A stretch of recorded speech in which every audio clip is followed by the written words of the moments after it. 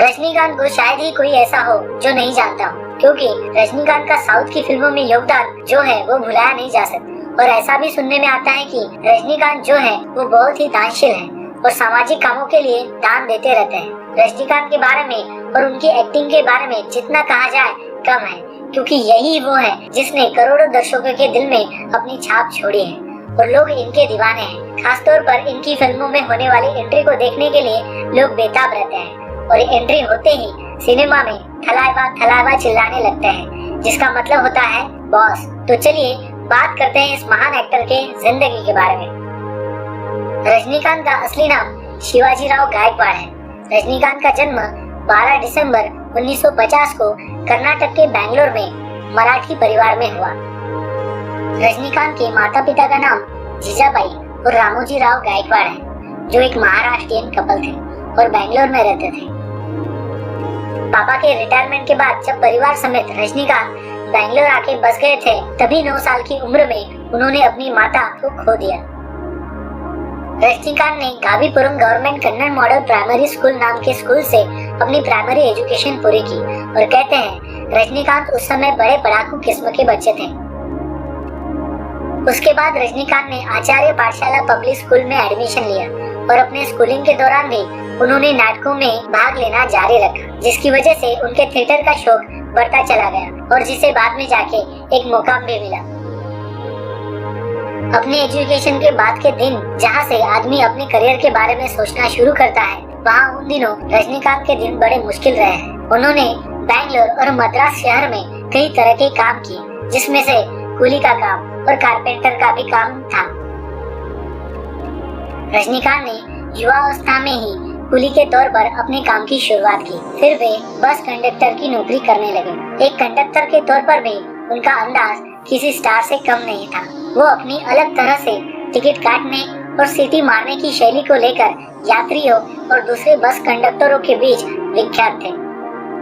लेकिन रजनी को नहीं पता था इन्हीं दिनों उनकी किस्मत बदलने वाली है। असल में हुआ यूं कि बैंगलोर ट्रांसपोर्ट सर्विस में भर्ती निकली और जिसमें रजनीकांत सेलेक्ट हो गए। फिर भी क्योंकि यह केवल मनी प्रॉब्लम दूर करने के लिए था, जो कुछ हद तक हो भी गया था, लेकिन उसके बाद भी रजनीकांत को जो करना था वो उससे भी अलग था, जिसकी वजह से होने वाले स्टेज शो में भी रजनी भाग लेते थे और वही उनकी किस्मत भी उन्हें लेके जा रही थी। जब एक बार रजनीकांत ने अखबार में एक विज्ञापन देखा जो एक नए खुले film institute Madras film institute का था और फिल्मों में काम करने के लिए कोर्स उपलब्ध करवाता था।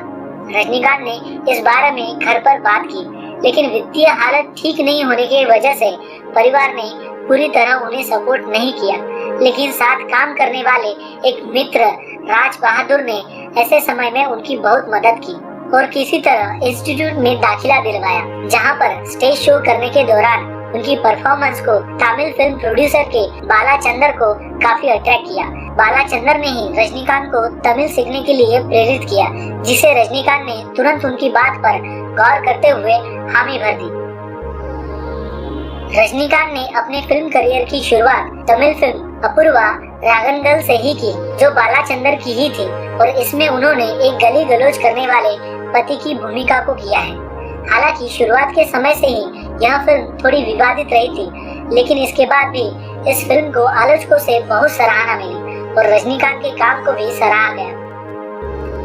इसके बाद रजनीकांत धीरे धीरे तमिल फिल्मों के सरताज बन गए, क्योंकि उनकी अभिनय और संवादों को बोलने की उनके खास स्टाइल की वजह से धीरे धीरे रजनी दर्शकों के दिलों की धड़कन बन गए और एक स्थापित सितारे के रूप में जाने जाते हैं। उसके अलावा रजनी न केवल तमिल फिल्मों की वजह से जाने जाते हैं, परंतु उन्होंने साउथ की कई भाषाओं में जैसे मलयालम और कन्नड़ भाषा की फिल्मों में भी काम किया है। 1983 में उन्होंने अपनी पहली बॉलीवुड फिल्म अंधा कानून में हेमा मालिनी और अमिताभ बच्चन के साथ काम किया। रजनीकांत को तमिल फिल्मों में काम करने के लिए और अपने योगदान के लिए बहुत सारे अवार्ड्स मिल चुके हैं और अवार्ड तो अलग, साउथ के लोगों का सपोर्ट भी रजनीकांत के लिए अलग लेवल का है। न केवल लोग उनसे प्यार करते हैं, बल्कि उन्हें इतनी रिस्पेक्ट देते हैं जो रेयर ही किसी फिल्म स्टार के लिए देखने को मिलती है। रजनीकांत को सन 2000 में भारत सरकार ने कला क्षेत्र में पद्म भूषण से सम्मानित किया था।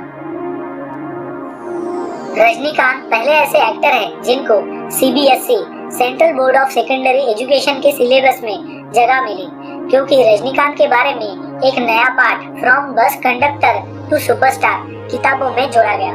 इसके अलावा रजनीकांत पर ढेर सारे चुटकुले और किस्से इंटरनेट पर आपको मिल जाएंगे। इसके अलावा रजनीकांत के राजनीति में उतरने को लेकर बहुत सारे प्रयास लगते रहे हैं, लेकिन रजनी ने हमेशा इससे मना किया है। रजनीकांत के अगर पर्सनल लाइफ के बारे में बात करें तो रजनी ने एथिराज कॉलेज की एक विद्यार्थिनी से शादी की, जिसने कॉलेज मैगजीन के लिए उनका इंटरव्यू लिया था।